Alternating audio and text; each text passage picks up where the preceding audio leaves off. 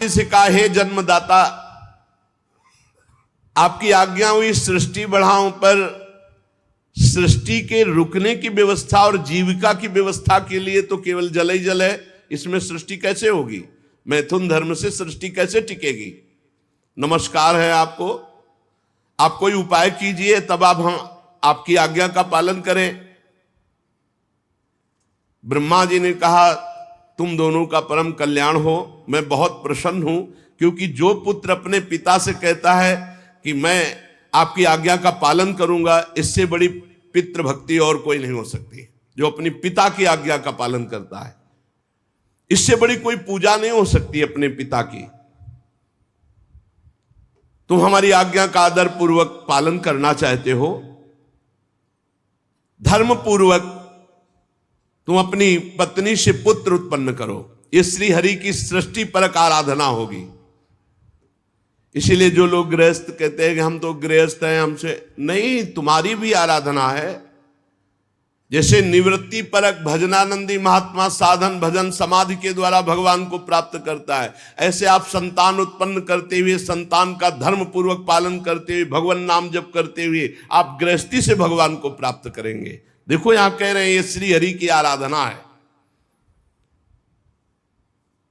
बड़ी सेवा होगी यदि तुम हमारी प्रजा वृद्धि की आज्ञा का पालन करोगे। और जो पुत्र अपने पिता का धर्म आज्ञा का अनादर कर देता है, वो कभी सुख नहीं प्राप्त करता है। मनु जी ने कहा कि मैं आपकी आज्ञा का तो पालन अवश्य करूं प्रभु, लेकिन हमें पृथ्वी चाहिए, बिना पृथ्वी के कैसे हम पालन कर सकते हैं अपनी संतान का? क्योंकि उसी से जीविका मिलेगी, वही आधार, और पृथ्वी तो है नहीं। और वो रसातल में डूबी हुई है, जब पहली प्रलय हुई थी तब से अथाह जल में पृथ्वी डूबी हुई है। ब्रह्मा जी ने विचार किया, ये तो बात सत्य है। अगर पृथ्वी नहीं आई तो मनुष्य रूपा जी की संतान कैसे पलेगी, कैसे जीविका चलेगी, कैसे आगे सृष्टि चलेगी? ब्रह्मा जी बहुत चिंतित हो गए और भगवान का चिंतन करने लगे। जेवी भगवान का चिंतन किया तो ब्रह्मा जी के नासा छिद्र से एक छोटा सा जीव निकला। देखते देखते वाराह शिशु हो गया। और बड़े आश्चर्य की बात कि देखते देखते आकाश तक ऐसे पर्वताकार वाराह, भारी घुरघुराहट, भगवान का वाराह अवतार। तो जो 10 मरीच आदि महापुरुष जन थे, उन्होंने, और 4 जो सनक सनंदन सनातन सनत कुमार जी थे, वो स्वयंभू मनु शतरूपा ब्रह्मा जी, अभी इतनी ही प्रगट में सृष्टि है। जब 12 भगवान प्रकट हुए तो इतनी है। 10 महान ब्रह्म ऋषि, सनक सनंदन सनातन सनत कुमार और भगवान ब्रह्मा जी और मनु शतरूपा, इतनी सृष्टि है।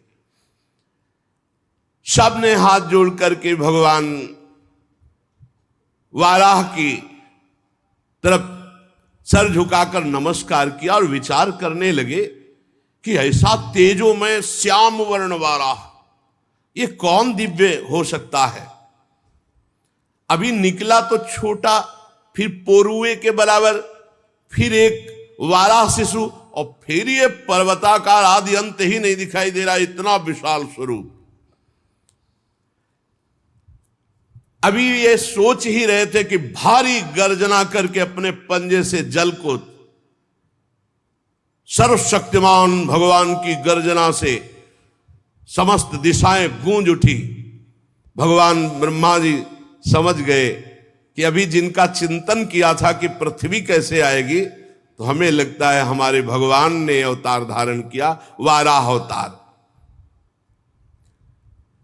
भगवान का स्वरूप संपूर्ण रूप से वेद भी नहीं जान सकते, फिर औरों की तो बात क्या है। मुनीश्वरों ने भगवान की स्तुति की। भगवान वाराह रूप से गुरगुरा रहे थे, बड़े जोर से आवाज, और उनके रोमों से जो जल उस सबको परम पवित्र कर रहा था। यज्ञपति भगवान स्वयं हरि वाराह रूप धारण कर ब्रह्मादि के सामने खड़े थे। बड़े सौम्य भाव से मुनियों ने भगवान को प्रणाम किया।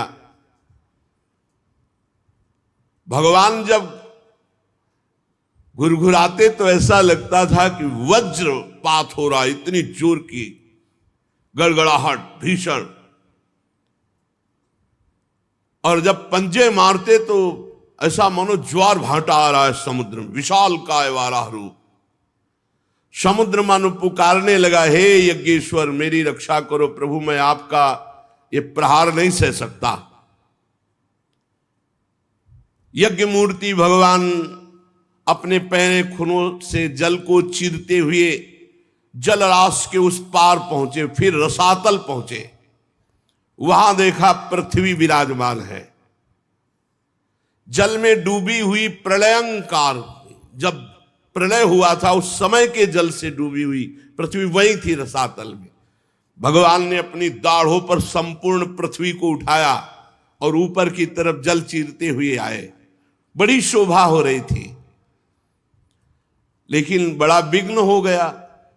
जब प्रभु पृथ्वी को लेकर के ऊपर की तरफ आ रहे थे तो महापराक्रमी हिरणाक्ष ये जल के भीतर ही भगवान पर गदा से प्रहार कर दिया।